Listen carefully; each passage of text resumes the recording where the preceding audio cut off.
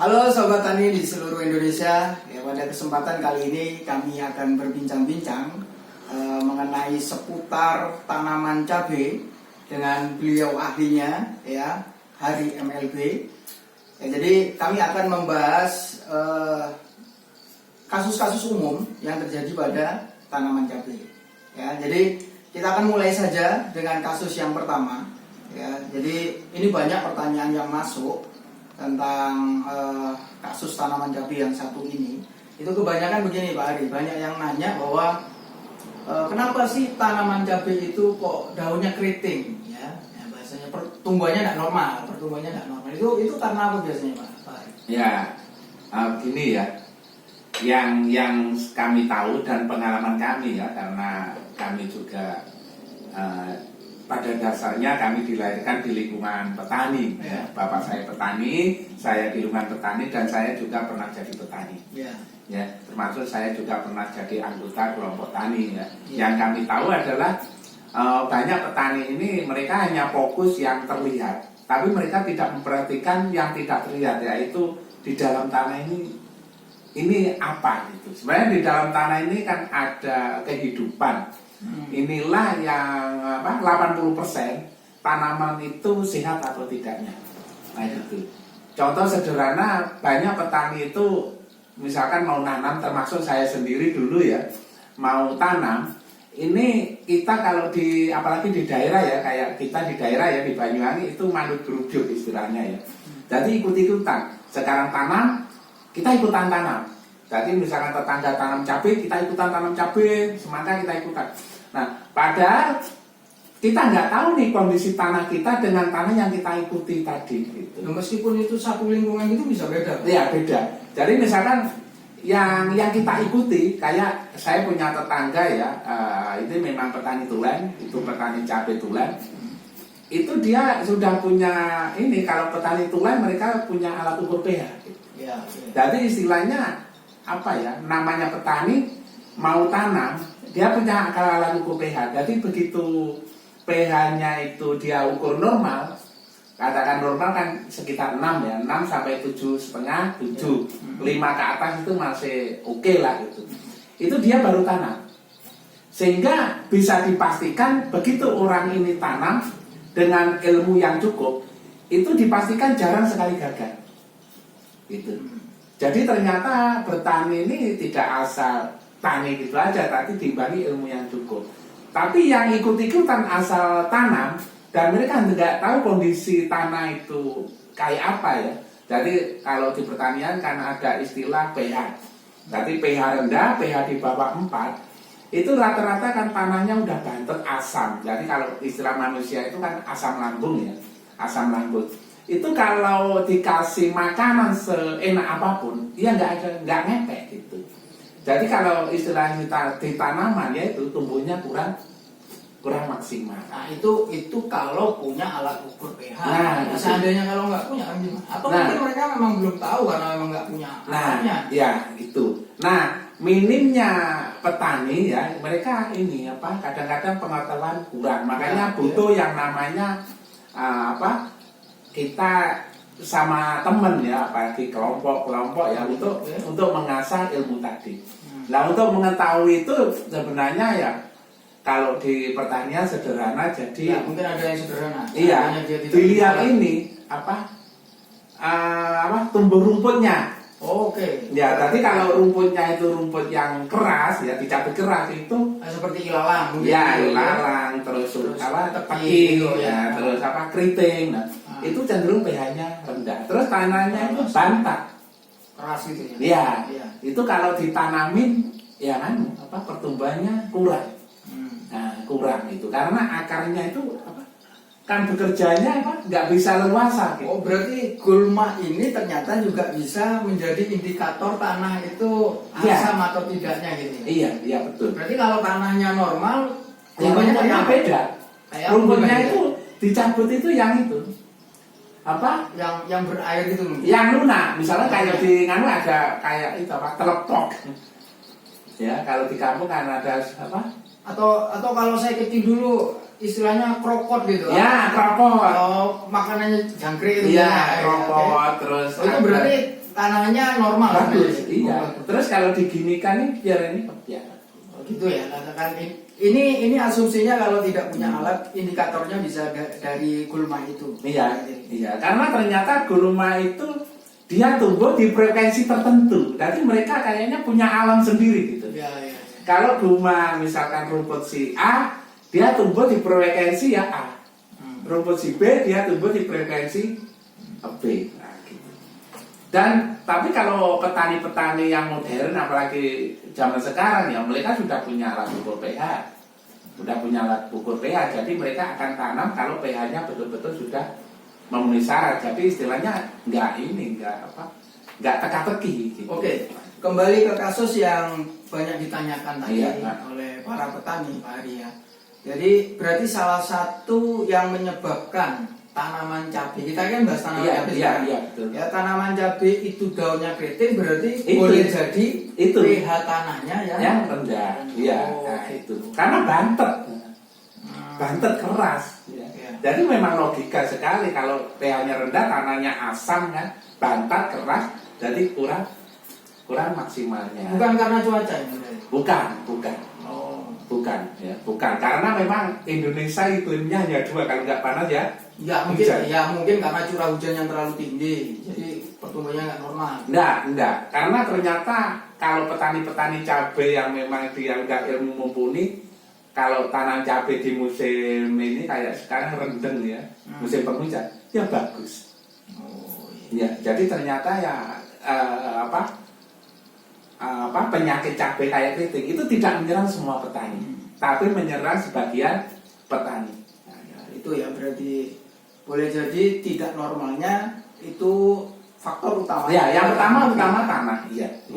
Tanah. Ya. Jadi memang harus diperhatikan betul. Oh, gitu. Ya makanya pertama kalau kita sudah memutuskan untuk petani ya kita harus menguasai ilmunya bertani yang benar itu seperti apa. Berarti ini bisa berlaku pada tanaman apa aja? Ya apa aja. Kunci utama itu. Kunci utama Tanah. berarti ya kondisi pH tanah. Iya itu. Oke. Untuk tanaman apapun. Kalau kasusnya busuk batang.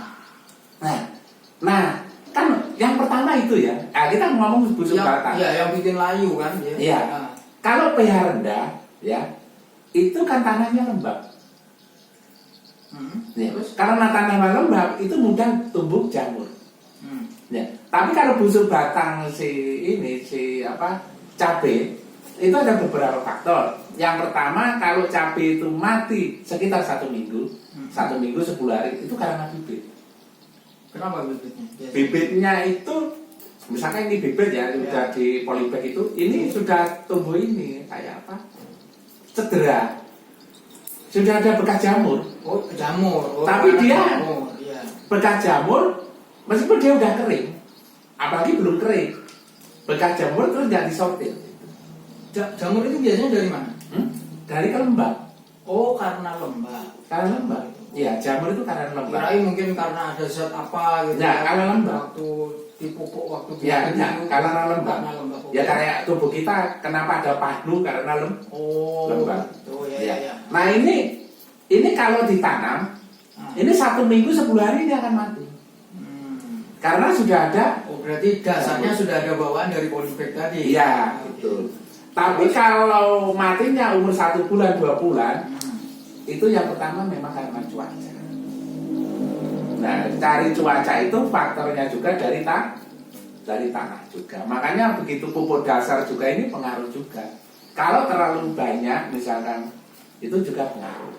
Itu ya, kalau layu itu berarti ya kebanyakan kasusnya penyebabnya begitu. Oke. Dan yang kami tahu kan petani itu banyak teori ya, macam-macam. Tadi penggunaan pupuk dasar ya. Itu ya ini kita sering ngobrol dengan petani cabai ya, kebetulan saya punya banyak pelanggan ya, petani binaan petani cabai. Itu mereka pupuk dasarnya itu tidak disabur, disawur. Iya, tapi mereka dilubangi. Jadi, ini bedengan ya. Ya, di mulsanya itu. Iya, itu tengahnya dibuka, seret. Dari pupuk dasarnya itu taruh di tengahnya gitu. Tapi nggak banyak-banyak. Tetap dolomit kan masuk untuk penyimpanan pH kan. Oke. Nah ini pupuk dasarnya itu itu ditaruh di dalam terus diuruk. Jadi bukan disakur ke atas. Ternyata ini lebih efektif karena apa? Akar ini dia nggak kena pupuk ini. Jadi akar itu mencari sendiri mana yang bisa diserap. Ya. Nah, itu pengaruhnya itu kalau busuk. Nah terus banyak lagi nih, jadi pertanyaan yang masuk itu Pak Hari tentang cacar. Itu gimana lagi itu? Nah Ceritanya cacar. ya, cacar ini kan jamur juga. Nah memang kalau musim penghujan ya, musim penghujan itu memang cacar ini kayaknya sudah jadi tradisi. Gitu. Nah ya itu. Jadi tradisi mulai zaman dulu sampai sekarang. Tapi ada juga sebagian petani yang tanahnya itu sehat, itu tidak kena cacar. Gitu. Apalagi dengan teknik-teknik sekarang kan marah organik itu ya pupuk hayati yang bisa menyeimbangkan tanah itu ternyata tidak kena cacar. Karena memang cacar ini juga tumbuh karena jamur. Karena jamur. Nah, pengaruh juga memang kembali lagi ke tanah tadi. Jadi jamur itu akan tumbuh di frekuensi pH yang rendah. Kebanyakan seperti itu. Jadi tadi kisah kasus di lapangannya kebanyakan yang kena jamur kenapa itu memang pH rendah.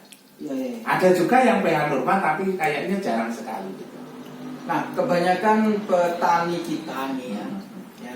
Jadi dengan adanya berbagai macam kasus itu, karena kita sudah terprogram bahwa kalau ada masalah berarti mungkin ada yang salah dengan pupuknya. Akhirnya kadang dipupuk lagi. Tapi begitu dipupuk malah justru tidak berkembang.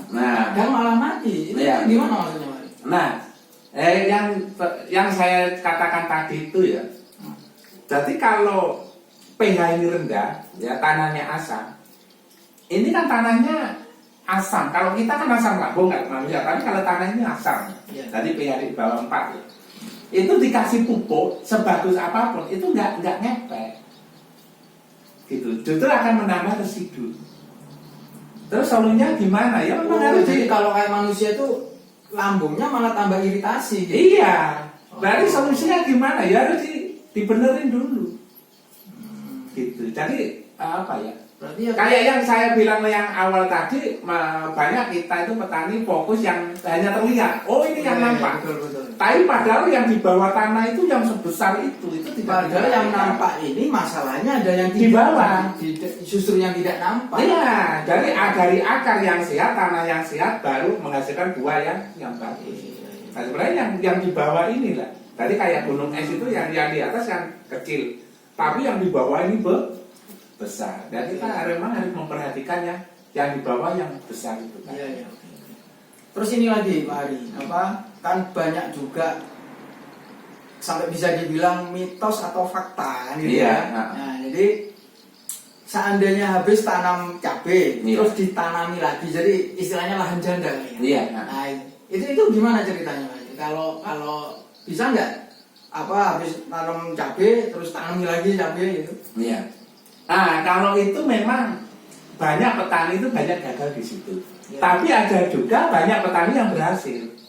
Karena ya itu kembali lagi kalau kita mau bertani memang harus kuasai ilmunya. Ternyata ada sebagian petani lahan janda 2 kali 3 kali ditanam lagi itu tetap bagus. Ya ternyata kembali lagi medianya. Iya. Jadi lahan janda itu kan tanahnya udah penuh residunya, ya numpuk udah penuh, udah banyak, udah bantet istilahnya. Jadi kimianya udah numpuk banyak di situ.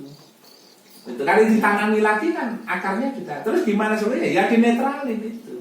Berarti perlu didekomposer lagi. Iya itu dinetralin lagi.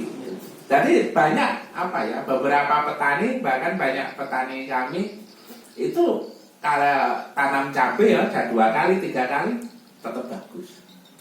Gitu. Mungkin dengan pengolahan tanah sedikit, ya biasanya kan sekarang dirotari ya. Mulsanya diganti yang baru biar jamurnya itu hilang, terus lubangnya diganti. Nah, berarti kesimpulannya para petani di seluruh Indonesia, apapun kasusnya yang terjadi, khususnya di tanaman cabai yang kita bahas kali ini, berarti yang harus kita perhatikan adalah medianya. Artinya tanahnya yang harus kita betulkan dulu. Jadi bukan berarti satu kasus katakan keriting berarti obatnya apa gitu ya. Terus katakan yang bikin layu terus obatnya apa lagi. Justru kebanyakan obat malah betul. ya kayak manusia tadi bikin iritasi kan. Ya kayak ini yang sederhana itu. Lampu itu kan di situ yang apa? Oke. Yang menyala, tapi sakralnya kan di sini. Oh, berarti kuncinya di sakralnya. Di sakralnya. Hidup tidaknya lampu ini. Iya, lampu ini kan akibat, tapi sebabnya di mana? Iya. Oke. Nah, itu. Nah, terus kira-kira nih, kita kan gak cuma bahas kasusnya kan, Iya, gitu kan. iya. Tapi solusinya apa dong? Kan gitu. Ini yang ditunggu oleh para petani saya yakin gitu. Nah, iya. Untuk itulah kami sangat bersemangat sekali kalau membahas masalah solusi ini. Nah, iyalah. Kan Iya. kita ini bukan cuma sukanya mengeluh gitu. Iya. Yang kita cari Ya, solusi. solusinya. Iya. Gitu. Nah, justru inilah kesempatan ini kami sangat bersemangat sekali karena apa? Disinilah kami bergerak. Gitu. Jadi kalau untuk sekarang itu sudah teknologi kan sudah sangat maju ya, sudah canggih. Nah, jadi sekarang itu ada namanya teknik pertanian berbasis bakteri. Yang saya ngomong di depan tadi, banyak yang mereka fokus yang terlihat, tapi yang tidak terlihat di dalam tanah itu ada namanya kehidupan. Ya, kehidupan itu yang istilahnya namanya mikroba, yaitu mikroorganisme. Nah, mikroorganisme itu adalah sebagai juru masak gitu. Nah, juru masak perantara pupuk yang masuk dalam tanah itu akan dimasak oleh mikroorganisme bakteri baru bisa diserap oleh tanaman.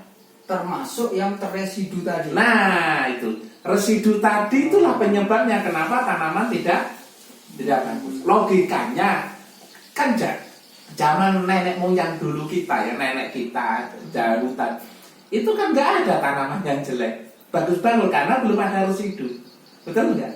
Tapi kalau lahan yang sudah berkali-kali ditanami, pupuk yang berlebihan, itu kan banyak residu. Berarti karena faktor kimia. Nah, namanya mikroorganisme ini hadir karena menggantikan bakteri yang mati karena terlalu kena kimia, itu disuplai bakteri dari luar.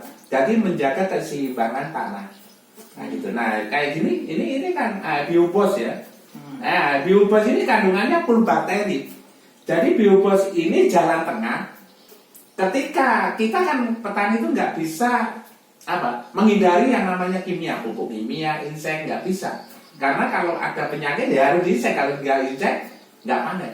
Harus dipupuk, kalau nggak dipupuk tidak panen. Tapi kalau dipupuk diinsek berterus-terusan akan mempengaruhi keseimbangan tanah. Jadi biobos ini adalah jalan tengah menggantikan bakteri yang mati karena banyak kimia ya dengan bakteri yang baru. Jadi ini kebutuhan gitu.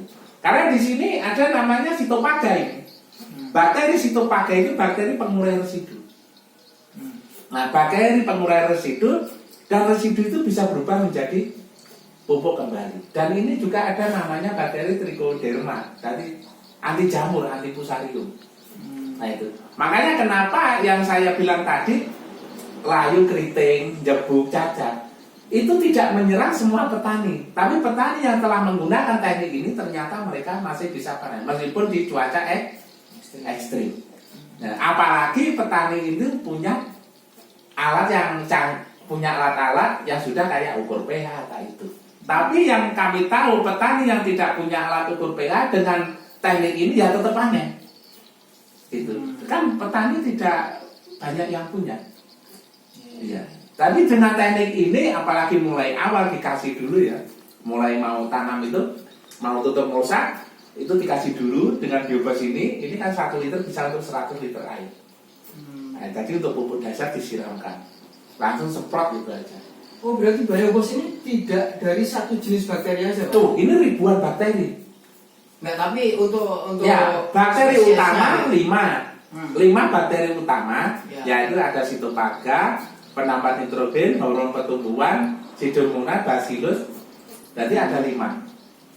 Dan ada ribuan bakteri yang lain. Justru tanah kita itu butuh ribuan bakteri untuk menjaga keseimbangan. Nah, gitu. Jadi memang berarti ini punya tugas masing-masing ya? Iya. Jadi 5 jenis bakteri. Iya.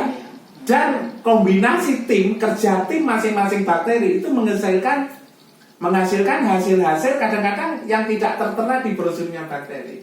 Jadi nanti ternyata petani-petani itu yang memakai biobos ini, mereka punya pengalaman-pengalaman baru.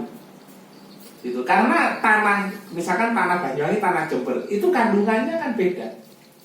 Ya, kondisinya beda. Jadi nanti petani itu akan paham, oh ternyata tanah saya ini membutuhkan pupuk organik biobos ini sekian. Oh berarti dosisnya ini saya sekian, oh ini sekian gitu. Dan lama-lama nanti pupuk kimia itu bisa dikurangi sampai dengan 50%. Panennya lebih maju, buahnya lebih bobot. Ini yang senang petani. Panen lebih maju, buah lebih bobot. Jadi dengan jumlah yang sama, bobotnya beda. Tapi selain dia benar-benar bakteri gitu ya, kan kebanyakan mungkin di sini dibaca komposisinya adalah jenis-jenis bakteri aja. Tapi apakah ada juga ini kandungannya yang katakan anti hama atau anti jamur gitu kan? Iya. Ini yang sitopaga itu kan pengurai residu. Ya. Dan pH-nya juga netral. Nah, ada juga kan ini ada asam humatnya juga. Nah, tapi kecil. Tapi ada asam humat, terus ada trichoderma itu anti jamur memang. Oh, gitu. Iya. Tapi kalau kita ngomong fakta di lapangan, ini bukan obat jamur. Bukan. Ini bakteri. Dan bakteri ini punya tugas masing-masing. Gitu. Dan kalau kita ngomong fakta di lapangan, kita yang penting kan fakta di lapangan kan, bukan teori. Faktanya di lapangan, petani yang pakai biobos ini, meskipun musim penghujan ini tetap panen dan hasilnya bagus. Oh, tanamannya tetap panen, hasilnya bagus. Tahan terhadap penyakit. Oh, nah gitu. Dan buahnya lebih bobot, meskipun diguyur hujan. Gitu. Jadi kalau kita ngomong fakta, kalau ngomong teori banyak orang teori kan gitu. Sekarang kita ngomong fakta kan gitu. Jadi fakta di lapangan itu apa? Yang lain kena keriting tidak. Kalau yang kena jamur itu kena apa? Kayak kena ini apa? Cacar. Dengan biobosin ternyata bisa kering. Oh, berarti pertumbuhannya bagus. Iya, bagus ya. Berarti cacarnya itu ya kalau udah kena cacar, biobos ini disiram ke tanah, disemprot, cacarnya kering. Dengan pertumbuhan yang bagus, apa memang ada dia kandungan hormon pertumbuhan? Ya, ini ada gliberin alaminya. Oh. Berarti ada hormon pertumbuhan, makanya panennya lebih maju dan buahnya lebih bobot. Di picat ini keras, dipecat ini keras, terus daya tahannya lebih kuat, jadi nggak mudah busuk. Oh, nggak mudah busuk. Berarti seandainya panen terus ditahan ke pasar gitu, itu warnanya mengkilat. Jadi kalau saya punya petani ya dia bilang ini kinclong katanya gitu. Glowing. Iya, saya ada di YouTube itu ya. Di yang YouTube saya di situ Bondo itu petani bilang, "Po, Mas, biobos ini bikin glowing." Iya betul itu. Iya. Jadi ya. Terus yang dimaksud awet tadi pas waktu di tanah di pasar itu tidak mudah busuk karena memang organik. Meskipun tetap pakai kimia, kan dikurangi 50%. Tetap pakai kimia, tapi karena ini pengurai residu, tapi rasanya organik. Nah, bisa agak tahan lama, tahan lama daripada biasanya. Ya. Terus keuntungan petani jika pakai pupuk bio berjangka panjang ini ya, itu tanahnya itu semakin lama semakin sehat. Tadi nggak tambah rugi. Tadi keuntungan petani jika pakai pupuk organik biobos atau pupuk hayati ya, pupuk apapun, tapi kita ngomong ini kan.